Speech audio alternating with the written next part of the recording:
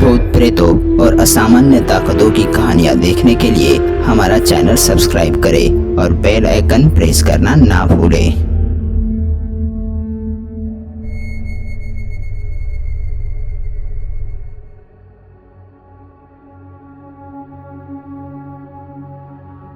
बहुत समय पहले अमेरिका के पेंसिल्वेनिया शहर में एक जंगल के पास एक बस्ती हुआ करती थी।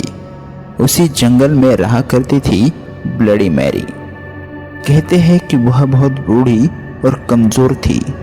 झुकी हुई कमर, झुर्रियों से भरा चेहरा और चमड़ी ऐसे जैसे सड़ चुकी हो। वो बहुत बदसूरत थी, इतनी बदसूरत कि उसे देखकर किसी की भी रूह कांप जाती थी। और जब वो अपनी अजीब सी टेढ़ी मेढ़ी लकड़ी लेकर चलती थी तो गांव के छोटे छोटे बच्चे उस पर हंसा करते थे। वो रात को मिरर के सामने बैठकर खून के आंसू रोती थी।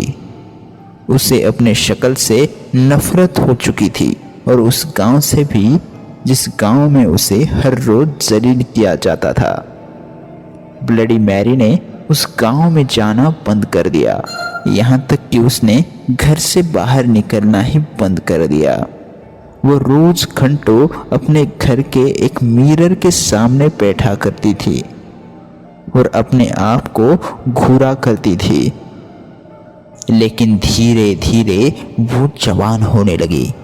वो अब इतनी खूबसूरत हो गई थी कि जो भी उसे देखता देखता ही रह जाता। पर जल्द ही उस चमत्कार की वजह सामने आई जब पता चला कि गांव की छोटी छोटी लड़कियां रातों रात गायब हो रही है। ब्लडी मैरी रात को घर से बाहर निकलती और छोटी बच्चियों को उठाकर जंगल में ले जाती और खूबसूरती के देवता को उनकी बलि देती।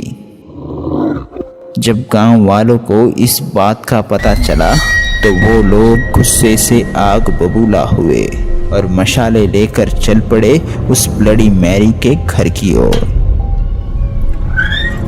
मार डालो उसे, जिंदा जला दो उस टाइन को। लोगों ने उसके घर के सारे दरवाजे बंद कर दिए और चारों तरफ से आग लगा दी।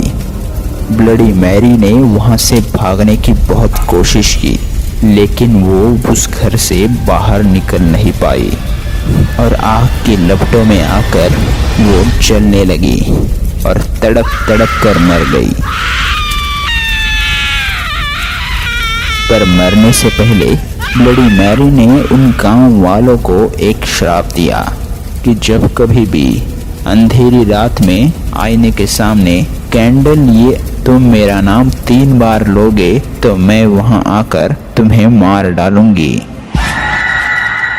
आज भी वो मिरर में आग की लपटों में घिरी हुई दिखती है और जो भी उसे मिरर के सामने दिखता है उसे वो मार देती है।